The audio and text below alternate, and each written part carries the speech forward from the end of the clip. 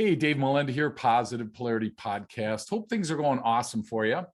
I'm excited to be hanging out with somebody. We had to go all the way to Canada this week, but don't hold that against him until he tells you all the great stuff that's going on in his life. And there's some really cool opportunities that we want to talk about today. I want to start with a question, and I wrote this down and I said, have you ever wanted to have success in your life, yet it seems to elude you? And that really kind of sparked for me. Obviously, everybody really, defines success a little bit different. So there's no right or wrong answer to what success is. But think back in your life to a time where that success eluded you, and maybe it's even right now. And so we're going to unpack that today. I'm honored to be hanging out with Raymond Riopel. How are you today, sir? Dave, I'm doing great. Loving that I'm getting to hang out with you today, because listening to your podcast, the wisdom that you bring out to people, it's always inspiring and you go deep. So I appreciate that. Wow. Well, thank you. I'm honored. I'm excited to talk to a fellow author. You authored a book called Success Left a Clue. And I've been like dying to ask the clue that success left. So let's start there, and then we'll work through the question that I asked at the beginning. So tell us, because you know how this is, Robert. We all want the magic bullet, and we all want the Cliff Notes version. All us entrepreneurs want to go right to the last scene. So tell me, what clue did success leave for us? Well, for the first one is that for the magic bullet, Dave, there is no magic bullet. Wait a minute. Wait, I know. That's not what you said. Now, hold on a second here. Come on now. You said there was a magic bullet and it was going to solve world hunger. So, yeah, right. Yeah. Look, I love one of my favorite quotes from one of my mentors is every master was once a disaster. And so you've got to be willing to go through the disaster stage.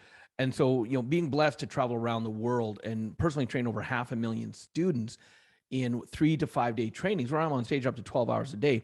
Wow. I've learned that it doesn't matter your upbringing, your background, your beliefs, where you're born. One of the biggest things that I know most people suffer from is low self-esteem.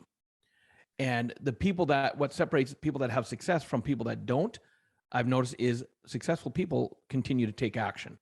Even if they get knocked down, they get back up. Even if something's not going right, they don't sit there and play too long. Because I'm not going to say they don't play in the victim role. I hang out in the victim role every once in a while, but I catch it quickly and I get through it. And I use two very powerful words that if you want to know kind of a magic bullet, here's two magic words that will help you in your life, especially with the way the world's changing right now. And that's what's next. And I'll tell you, I went from 200,000 miles of flying a year around the world. On March 10th, I landed back from India. March 11th, 2020, I went to 0 miles of flying for the last 2 years. And I could have sat there and went, wow, look at all the 7 figures of revenue that's disappeared because I'm not doing live events anymore. Or I could say, what's next? And that then opens up possibilities. So that I would say is a magic bullet for you right there. Wow. 2 words, what's next? And that's interesting because when we are so busy running our day-to-day life, we get caught in the details, right? We get caught in the weeds, and we sometimes struggle to look up to see what is next. Yep. And, and I totally am in that same spot. It's interesting that prior to the, lockdowns that we had here, I don't know how it is in Canada, if it's the same or worse, but we went to a spot where we weren't really doing much meeting in person.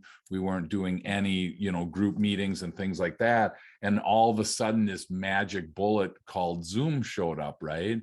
and I told myself prior to that, I could never do a coaching or a teaching, any type of session, on the computer, because there was no energy. You couldn't really figure things out, but magically we had to, and it's been actually really successful. So, so success left a clue, and the first clue is what's next. Ask yourself that. How do you, have people that are like not finishing, because this is my problem. Okay, I'm going to tell the world right now, this is where I struggle, because my personality is always asking what's next and kind of not finishing what's current. So, so that's where I got both hands up for that one. I relate. Yeah, exactly. Right. I mean, that's my challenge, is I sit there and want to just, my DISC assessment says right in there that I get bored easy. So it's easy for me to jump from situation to, hey, let's try this, let's try that. So how do you balance that out in success, between always looking at what's next and finishing what's kind of on your plate right now? Yeah, one of the ways I would suggest, and it's actually the third step of the 6 steps in my book, second step of the 6 steps, is find a mentor or someone to model. Yep. And, one of the original titles of my book was going to be 3, 2, 1, Rich. And when I talk rich, Dave, I want people to understand I'm talking in all 5 areas of your life: your mental, your emotional, your spiritual, your physical, and your financial, because we are holistic. And so the reason I was going to do 3, 2, 1, Rich is I use that as a formula. Have 3 coaches in your life. These are the people that are going to hold you accountable to completing what you say you're going to do. Because left to ourselves, and this is a big issue I've seen for most people, is we are taught and raised, I got to figure it out on my own. Right. I got to do it by myself. And so no wonder when, like you and I, we have short attention spans, it's like, squirrel, I'm onto this. So it's having that person to say, whoa. Okay, great. I'm glad that you want to go there, but let's complete this first. So now it's someone outside of you being able to see something that maybe you're not seeing in the moment. The 2, have 2 mentors in your life, which is step 3 of my book, is you have to have a mentor, someone to model from. Because when you have a mentor, again, back, that was step 2, it's someone that's accomplished what you want to accomplish. And so unlike a coach who's there to ask you what you want, where do you want to go, hold you accountable, a mentor is to say, hey, if you want to get where I'm at, here's what you need to do. So when I mentor trainers, because I've done over $100 million in sales from the stage around the world in the last 18 years, 20 years, I can tell them, if you want to get to this level, I'm not here to hold your hand. I'm here to tell you what needs to be done. And that's the way a mentor works. And then be part of at least one accountability or mastermind group. Again, coming back to quit trying to do it on your own. And especially today with Zoom, I get on trainings now where I've got people from 11, 12 countries on with me. I no longer have to fly to all these places individually. I can do the meetings and the mentoring and the masterminding right there. So there's no excuses today. So that would be kind of my suggestions there. Wow, that's awesome. So 3 accountability partners, 2 mentors, and 1 mastermind group. Yeah, it's 3 coaches that, and it could be like a business coach, a health coach, relationship coach, success coach. And I'll add to that the thing, be willing to pay for what you want. Because so many people go, well, Robert, I can't afford a coach. Sure. If you can't afford a coach, you can't afford not to have a coach. So get creative. Maybe in the beginning, you can trade services for coaching. Sure. But all my coaches now, I pay them, and I pay them a lot because they help me get the results. Wow, that's awesome. And that's the thing is we talk about this a lot, that there's all these entrepreneurs listening right now, and they're kind of putting on the brakes in their car, because it's like, okay, wait a minute here. Now you want me to add all this to my day? I'm so darn busy right now already, Robert, that the last thing I need, you just added 6 meetings onto my week or month or whatever, a span of time. And it's one thing to be having 6 meetings. That's probably the easy part, right? It's the homework, it's the check-in, it's the other stuff that follows that. Absolutely. If you're going to have a meeting and then just go about life as it is, then you're better off not doing the meeting, because it's way worse. So how do you help people kind of see through the conglomeration of expensive time and energy that, I'm tightly wound, I'm thin enough time-wise as it is, and now you're asking me to add more? How do you help people that have that blind spot right there, Robert? No, and that's a great question, Dave, because here's the thing is, in the research I've done in my new book coming up, I talk about 4 currencies of life. And one of the currencies is time. something we all have the exact same amount of. And what I've noticed in the research is that people are really good, especially that have the busy lives. And I've got a job, a business, a family. You don't know my life. I have no time. They're really good, and they've conditioned themselves to be busy, but not necessarily productive. Right. And there's a world of differences there. So I use a little technique that, and you want to talk a magic bullet. On my phone, I live by my calendar, and some of the research, it's different depending on whose research you look at. But the research I go by shows that you can't really stay productive on something for more than an hour without getting distracted. So on my calendar, I'll actually put 1 hour and say writing my new book, 10 to 11. And in that focus time, that's all I do, no distractions. Whereas instead of going, hey, honey, I'm going to the office, I'm going to write the book. 8 hours later, I come out and I'm like, man, was I busy? Yeah. But it doesn't seem like I did a lot on the book. What was I doing? Oh, I was on social media. I was answering emails. See, those are the distractions that causes busyness. Right. And just from my own personal life, I've noticed that 1 hour of me being productive is actually now equal to 6 hours of me being busy. Wow. So if you understand that, I just freed up a bunch of time for people. And it's a habit to create for sure. Sure. And then a second point I'll put on that is something a mentor taught me. He says, from 9 to 5, whatever your 9 to 5, whatever time zone, because we're all on different, no one works a regular 9 to 5 really anymore, right? Yep. But your regular job, your 9 to 5, that's how you make a living. What you do from 5 to 9 is how you create your life.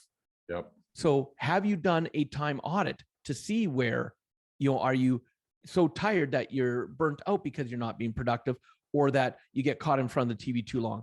And Dave, let me be clear. I love TV. So if you take TV away from me, I'm going to self-sabotage. I will sabotage myself. So I've learned to allow myself to live the life where I get to have my wife and I our TV time every day. Sure. And that way it supports us instead of sabotages us.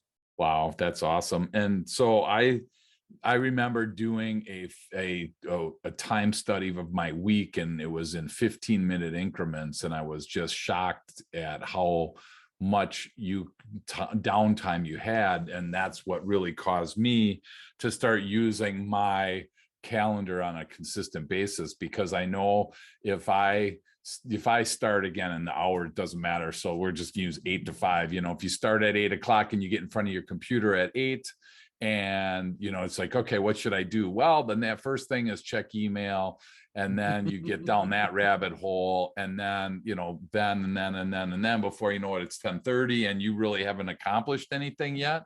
But you feel like you're really busy. And I wrote down busy versus productive, because I think that's so key. So like when I start doing my time and I take an hour and like follow up on old quotes, for instance, you're going to follow up, and that's what you're going to do for that hour. And then at the end of the hour, I schedule like 30 minutes of return phone calls and return emails, because otherwise, if you jump into something else, that suffers. And I'm finding if I can schedule about 80% of my week, that I leave 20% for chance, so to speak, that I get way more accomplished, than just trying to be super busy. And I get a ton of stuff done, but I look and I'm like, oh my gosh, the pile that I wanted to get done at 8 hours ago hasn't even been touched. Well, and that's it. And look, this is where my wife comes in too, because I can put my head down and just start being productive. And so all of a sudden on the calendar, it'll pop up 12 to 1:30, lunch and playing cards. Because that's a big part that a lot of people miss. Dinner, this time to this time. That's where we put the phones down. My wife and I love playing crib. So we have our lunch together playing crib with no phones, no emails, no text. Because on what I call 4 phases of life, there's something called a Pamper Face. And actually on my calendar, that's something that gets scheduled in first before anything else. Sure. Because, and this is what a lot of entrepreneurs, or I call them solopreneurs, they're just trying to do it all themselves. Sure. A solopreneur, they don't think they have time to do this, or they don't think they deserve to do it. But if you don't take care of you, how can you take care of others? Right. And think of when you talk about money, what's the golden rule of money? Number 1, pay yourself first. Yeah. So if that's true for money, why wouldn't you do that with your time? Right. And so my wife and I put our pamper time for each other, time for ourselves. That goes on our calendar first before anything else gets Mm. filled in. And now I can do a productive day of 18 hours, Dave. At the end, am I tired? Yes. But am I burnt out? No, Right. because I took care of the regeneration times and all that. So it's, Sure. again, creating those habits. That's awesome. So you said there's 4 currencies of life, and you talked about time being one. What are the other 3? The one that everybody thinks of is money. And if Okay. you have too much money in your life, it's something called affluenza. And when you have too much money, you start doing crazy things. You start spending money in weird ways. You don't do your due diligence on investments. It's like, oh yeah, that sounds like a good investment. And then you're shocked when you Sure. lose on that investment. Too little money is called poverty.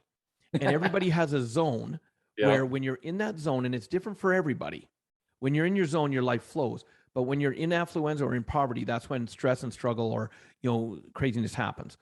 The time is the second one. Okay. Third is what I call the currency of fame, especially with social media today. Everybody wants their 15 minutes of fame. And if you've ever noticed, Dave, that, let's talk extreme fame, actors, actresses, singers, celebrities. Sure. Some of them, that fame destroys them, but others going through the exact same kind of scenarios of fame, they thrive. So what's the difference? Well, it's learning to be themselves and not trying to be someone. Oh, I'm famous now, I have to act different. Sure. And so the ones that crash are the ones that then try to keep up and be what everybody wants them to be. The ones that survive are the ones that go, this is me. And so when I'm on stage, I've got assistants helping with everybody or with everything. I'm in front of hundreds and thousands of people at a time. It's easy to get into the ego and look how amazing I am. Sure. And so when I'm home though, so on stage, I'm Robert Raymond Riopel, but I'm me in my brand. When I'm home, I'm just Robert or Rob. And one of the ways we have as a running joke, my wife keeps me grounded. She goes, honey, you're home now.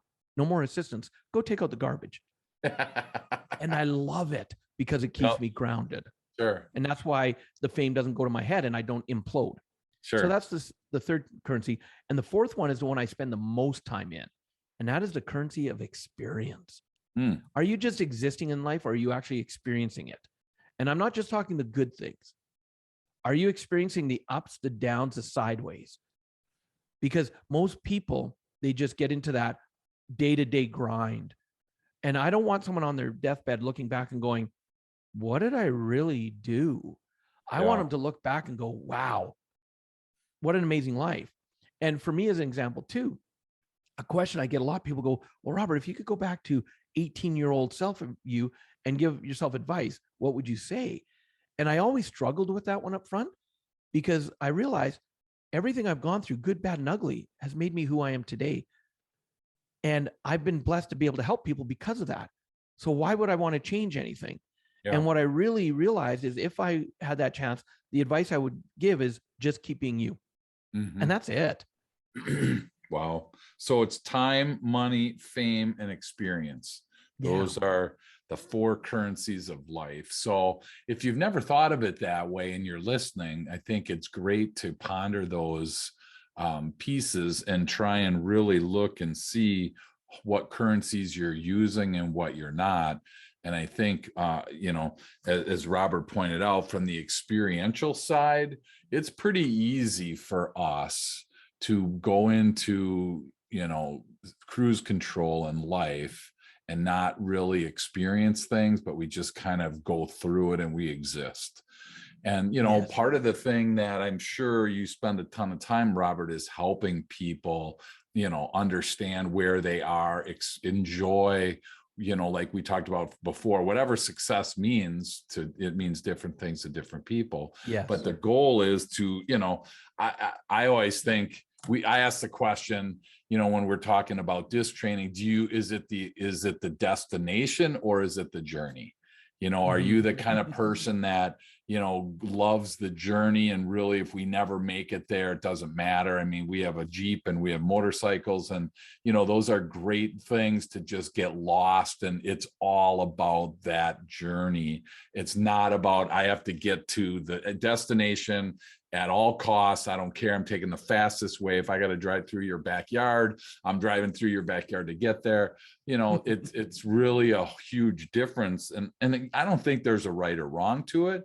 but I think you miss a lot of that experience when you're so goal focused, when you're so focused on the end. So I encourage people to try different ways to go to work or different ways to go home, just simple little tricks like that. What are some things that you would feel comfortable sharing with the audience today about how they can experience things in a different way? Well, for me, it would start with I'm a big believer in vision boards. Okay. And so there's something called the observation phase of life. And when you're in the observation phase, it's about creating your life. What would you love? This is the time when you're, to do meditation. This is the time to create vision boards. And it's not the time to figure out what's realistic or how will I do it. Get that out of your vocabulary. Just Okay. in that phase, it's like, what would I absolutely love in my life? And then just see it, feel it, experience it, like, so that visualize it. Yeah. And then now when you do that, and I love the example that you were just talking about, Dave, because a good friend of mine just really put it in a good perspective. He was talking about how one of his coaching clients mentioned he had just recently bought the new Spider-Man video game, and he loves his video games.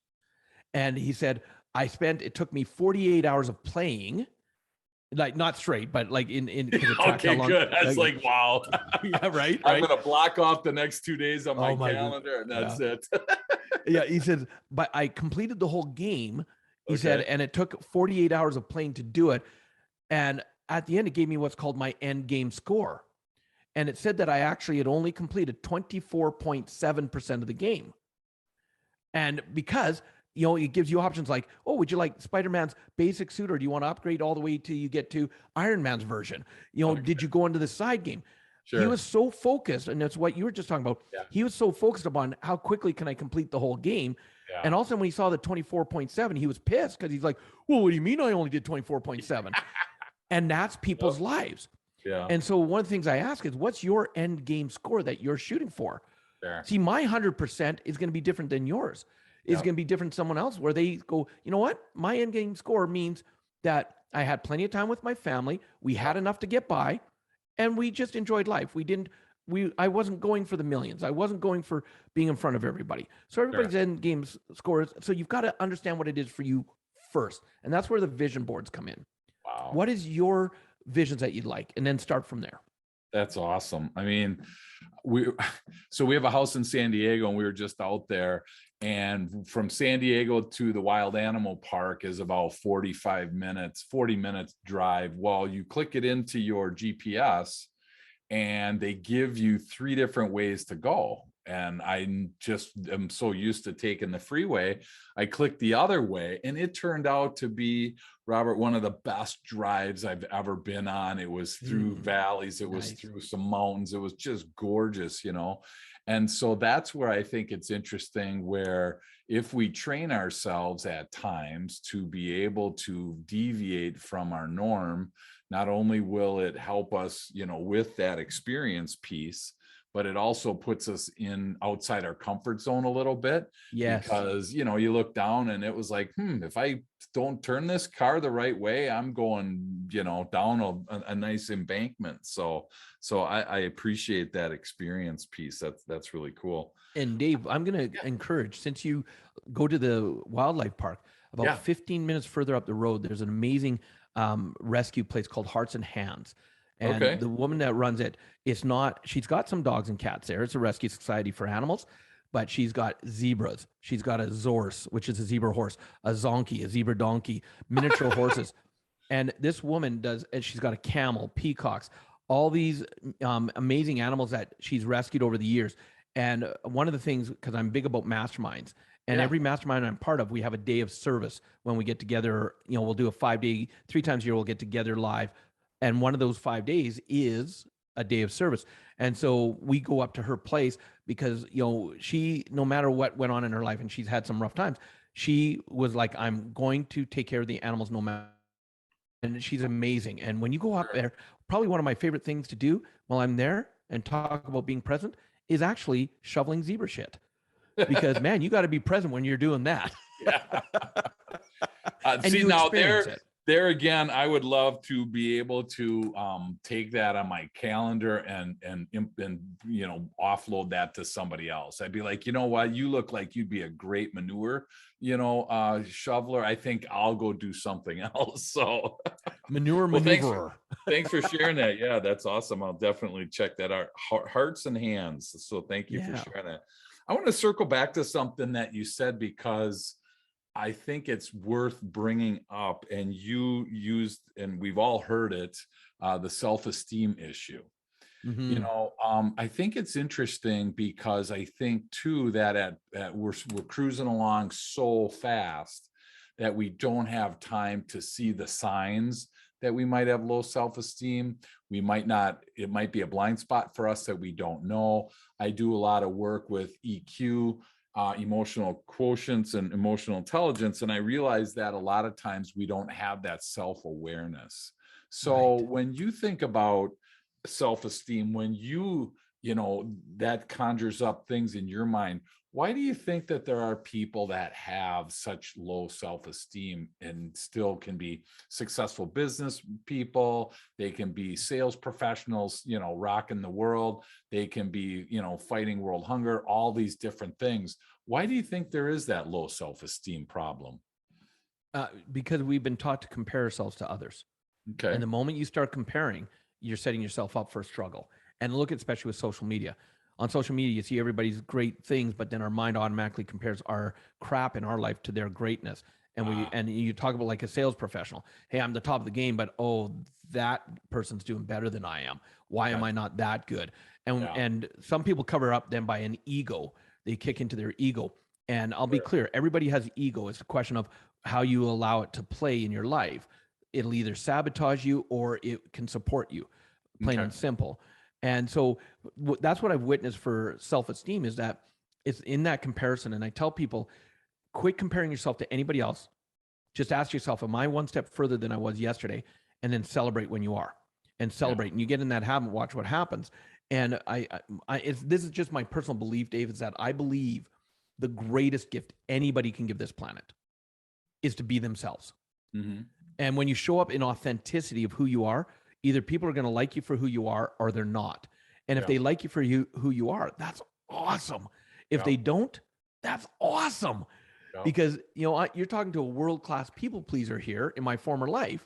Yeah. And when I started just being me, I was amazed at how much time, energy, and frustration I was going through trying to be someone else for other people to like me, that when I just started being me, the people who loved me for who I was, I'm still amazed today at who's attracted to my energy.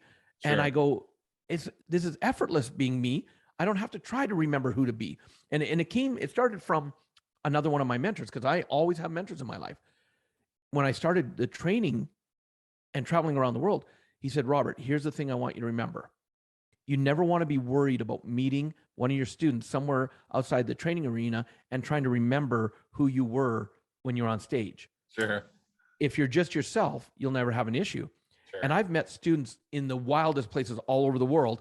Yeah. And first kind of reaction is, wow, you are just this kind of crazy guy in person that you are on stage. And I'm like, yep, that's who I am. That's all I can be. So that's the biggest reason of the self-esteem, is comparing yourself to someone else. And that resonates so well with me, because when I first wrote my book, when I first started to think about it, I'm like, who's going to want to read this? It was like the thought process that came through, and I pushed through that. And then we released on Cyber Monday, and we went to #1 on Amazon right away. And I'm like, oh my gosh, did they just buy like a pant load of books, So I called them. I'm like, you guys, and they're like, no, we didn't do it, and it was interesting, Robert, I'm trying to come up with reasons to not validate a success. It was nuts, right? So then I worked through it, and I finally realized that, wow, maybe, and now I'm getting calls from people and emails from people all over the world reading my book. And I'm just like, wow, this, I didn't give you the free book, so I have no clue, right? Well, then fast forward the tape to, a couple of years ago, we start the Positive Polarity podcast. And I'm like, who in the world's going to want to listen to this? The same tapes are coming. At least now I'm creating tools and tips to kind of work through those. But, for people listening that they're stuck. It's kind of like a vinyl album is stuck and it just keeps replaying that same thing over and over. You're not worthy. You're not good enough. You're not authentic, like you said, whatever the words are. Do you have any encouragement, or do you have anything that you can help somebody, kind of get out of that broken record piece that's going on for them right now? Well, first of all, understand you're not the only one that's going through it. And I love that you're talking about your journey of what's going on in your mind, because it's easy. And one of the things that mentor just reminded me of is he said, play the middle person. And so I'm listening to we had done a training 2 years ago and I was rewatching it. Okay. And I don't even remember hearing it when he had said it there, but I've been living my life by it. And so it was a great reminder. And he said, here's where a lot of problems come is when you look at someone and you either say, wow, they're amazing, or you look down on them and you say, oh, yeah.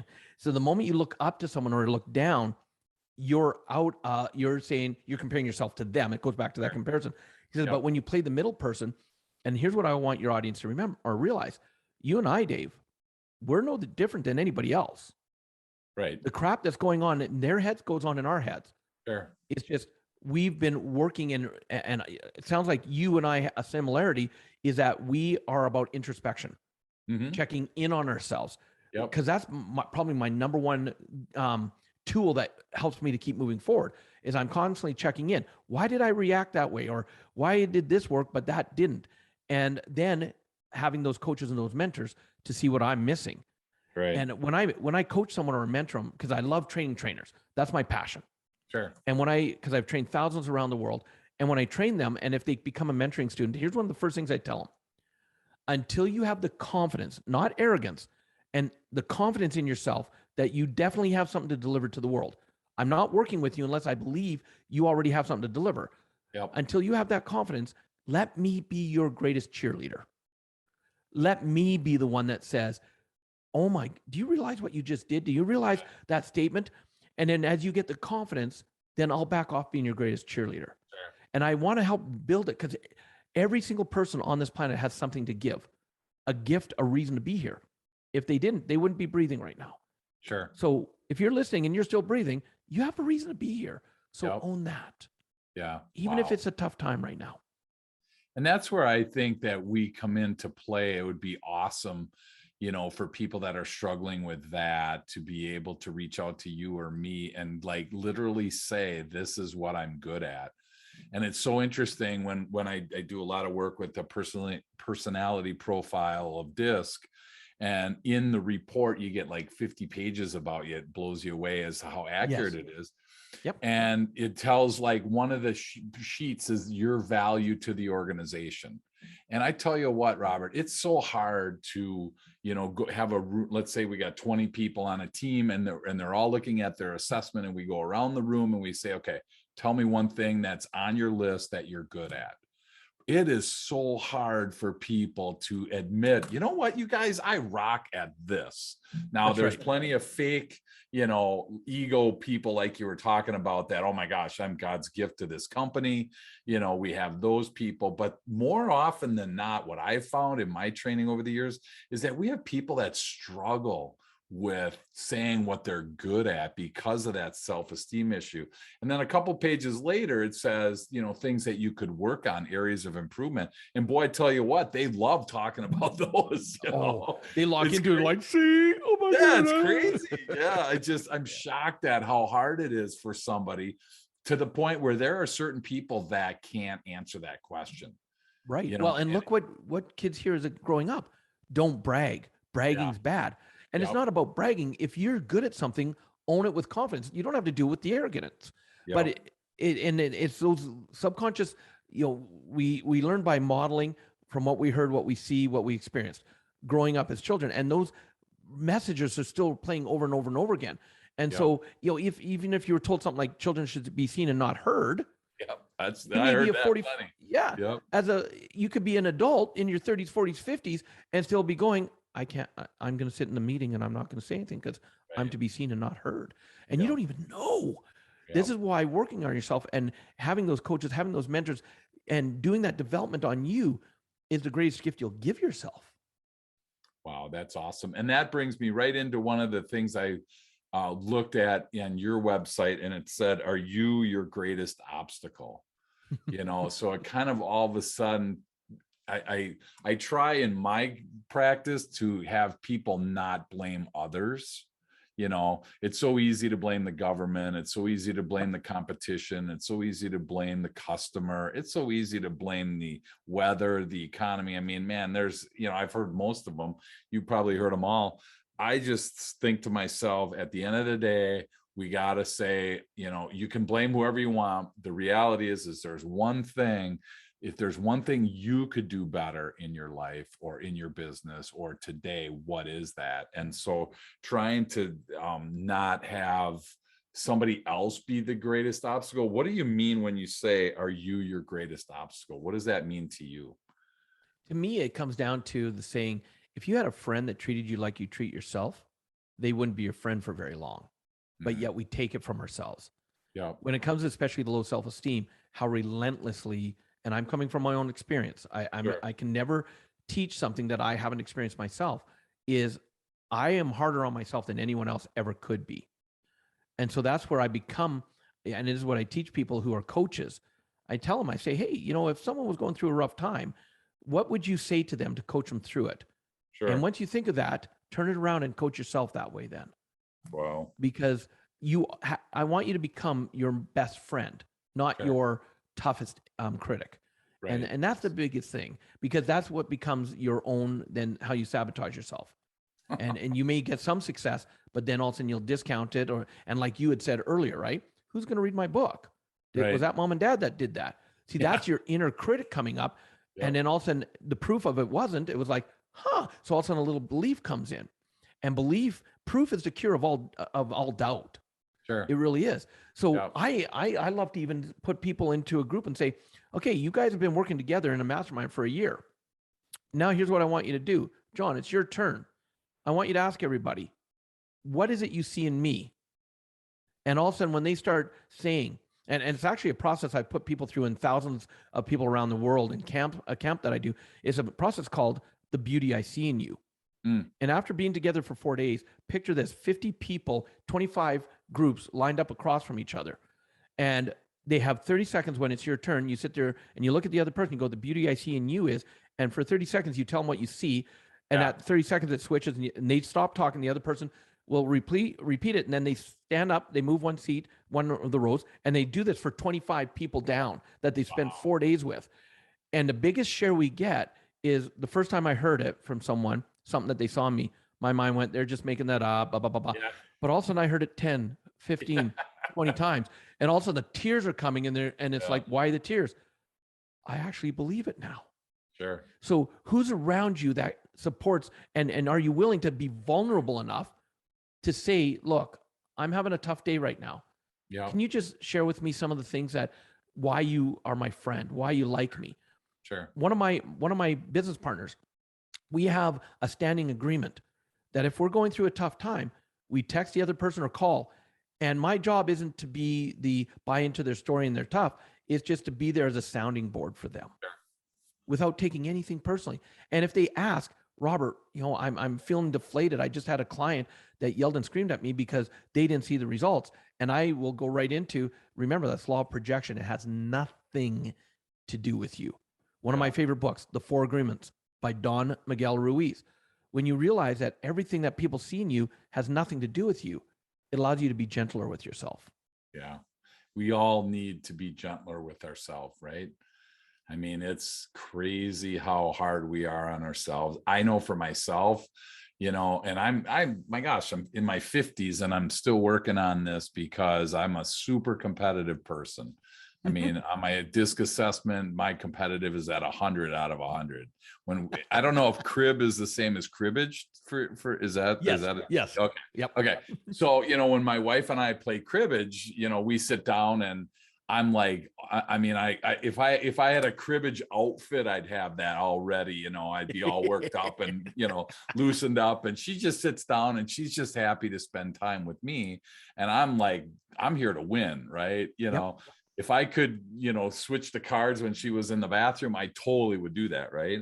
But at the end of the day, I just want to win, and that's all that matters. And for her, she's just like fun playing the game, and she doesn't care if she wins or loses, you know. And this is the same way it is with me. I mean, I'm on a racquetball court 3 or 4 times a week, and it's still like, if I lose, which fortunately is less than I lose, way less than I win, which is good. I win more than I lose, so I'm good. But when I lose, it can ruin, I don't want to say ruin, it can affect my day, Yes. because it's sitting back there, you know, those words of, you didn't do well. Oh, if you would have won that shot, if you would have played it, you know, there's always that kind of that background chatter. And the So pressure you're putting on yourself, which then can amplify, and all of a sudden you start making shots or missing shots that you thought you were going to, and which then amplifies it. And this is where, you know, when we talk about the ego, one of the biggest things that I've seen, Dave, that really holds people back is they'll sit there and they'll go, I don't have an ego. And they'll try and suppress it. yeah, And I let people know, look, ego, everybody has it. The question yep, is, how do you let it out? right, And so for me, you know, when I'm on a stage in front of an audience, hundreds and thousands of people, I choose not to allow my ego to be there. I'm there for them. But if I don't give my ego a way to play in a healthy way, oh, you sure, better believe it's going to come out on the stage.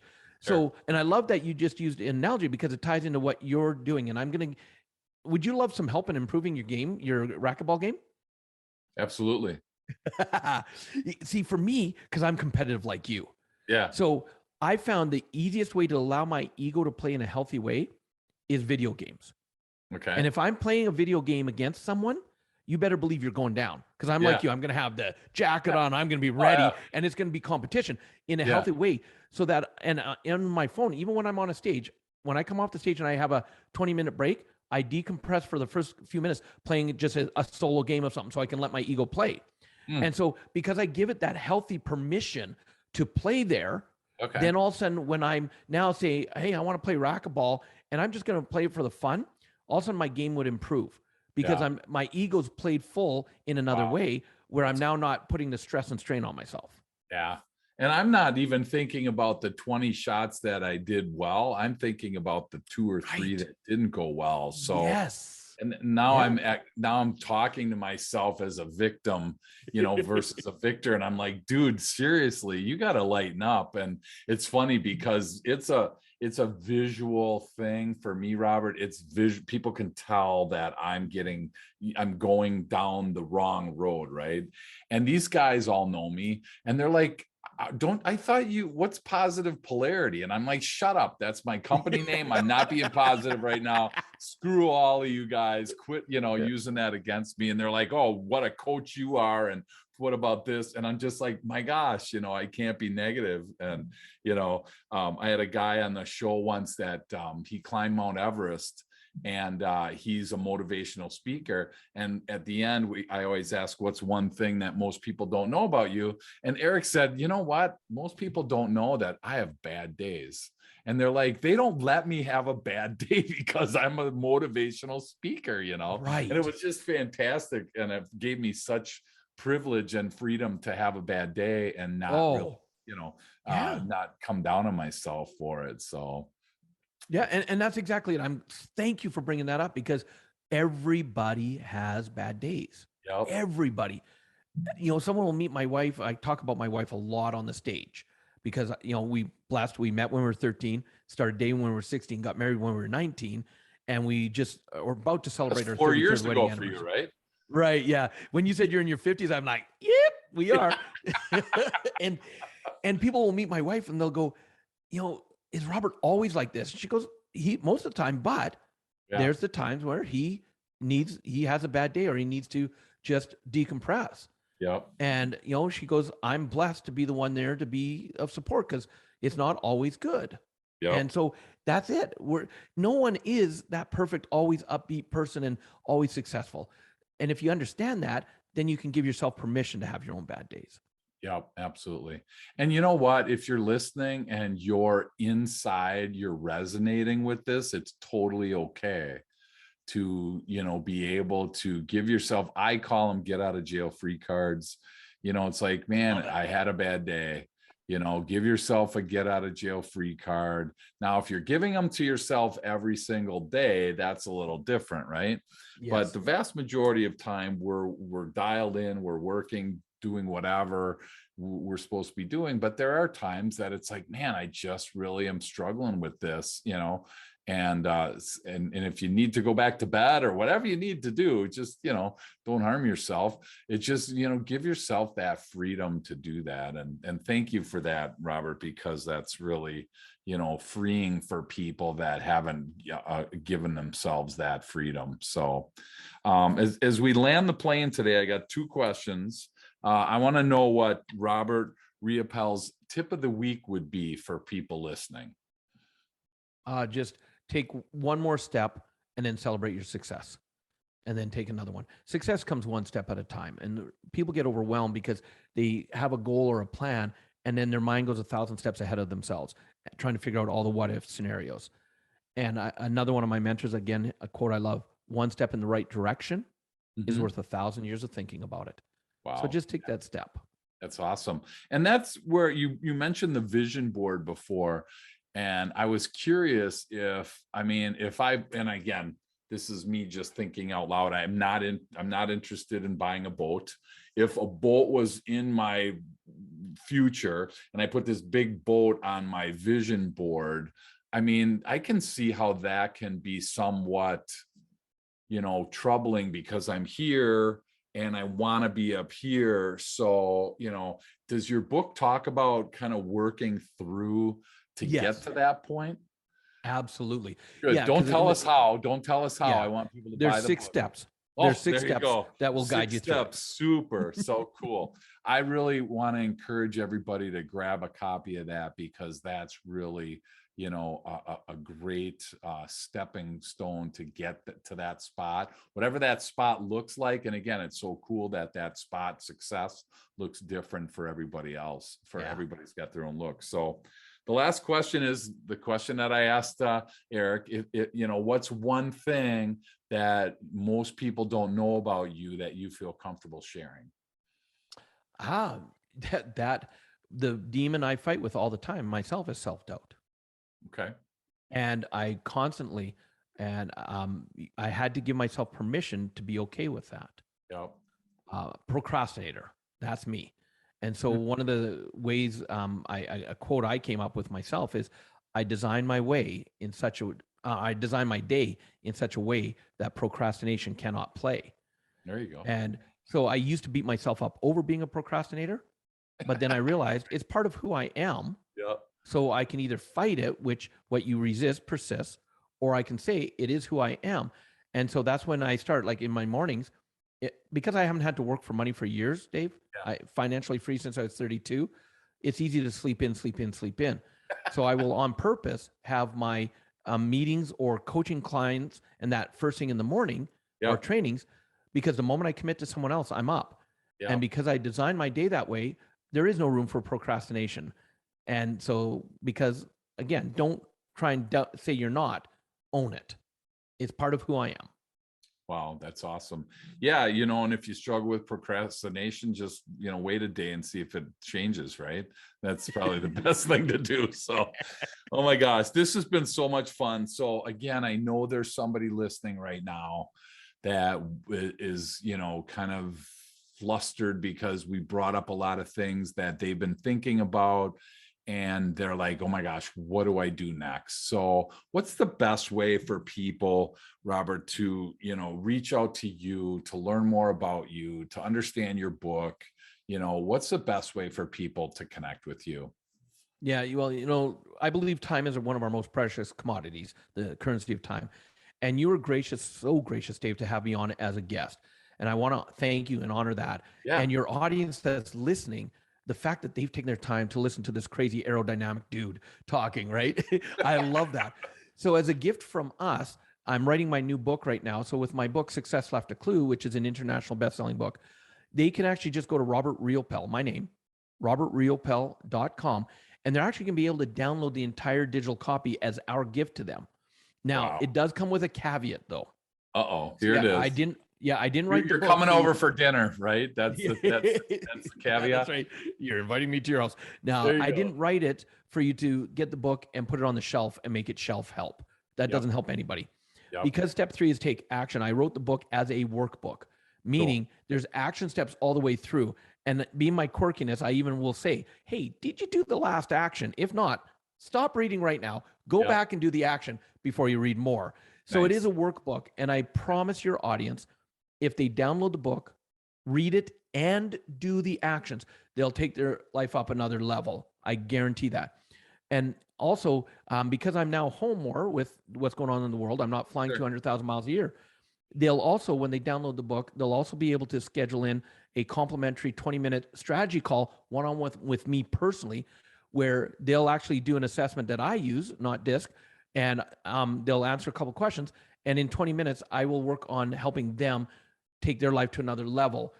I don't do any selling on it. It's just share how can I help you, because Excellent. I'm in that mode of wanting to really give back. Great. Wow. Thank you. So those are the cool parts of not connecting or disconnecting early because you didn't want to hear what we had to say because you're too busy doing other things. But that's great. So, go to robertriopel.com and you'll find that download there. And then you can also schedule 20 minutes. But I totally agree that, don't get it just to get it. I want to encourage you to actually read it. And I think that there's a device that if you don't read it, it electrocutes you or something. There's something that Don't tell them that part. Oh, okay, sorry. Exactly. So awesome. So robertriopel.com is the best place to connect, with Robert. And again, we've just scratched the surface, but in 50 minutes, we've really unpacked a ton of stuff. And if you can honestly say that you didn't learn anything, you know what, then I apologize. I took a ton of notes. The problem here is now I got to figure out how to do them because Robert's not going to let me just, leave these notes here and go about my day. I want to be held accountable too. And there's a lot here and I'm looking at what's next, so come up with what's next for you. And rather than jump onto the next podcast, rather than jump onto the next piece of your day, I would encourage you to take a few minutes and just, find one or two things that really spoke to you. Yes. And again, jump on a call with Robert. 20 minutes for free with this guy is amazing. Thank you for that offer. This is between that and the book, you're talking thousands of dollars of value here. So take advantage of that while you can. And if you don't, then you know what? It's on you. And I totally get it. Totally cool. Just don't get mad at me or Robert the next time success passes you by, because it's probably on the way to my house or it's probably on the way to Robert's house. So Robert, thank you so much for hanging out with us. And I look forward to learning more from you. Oh, my pleasure, Dave. Thanks for having me on.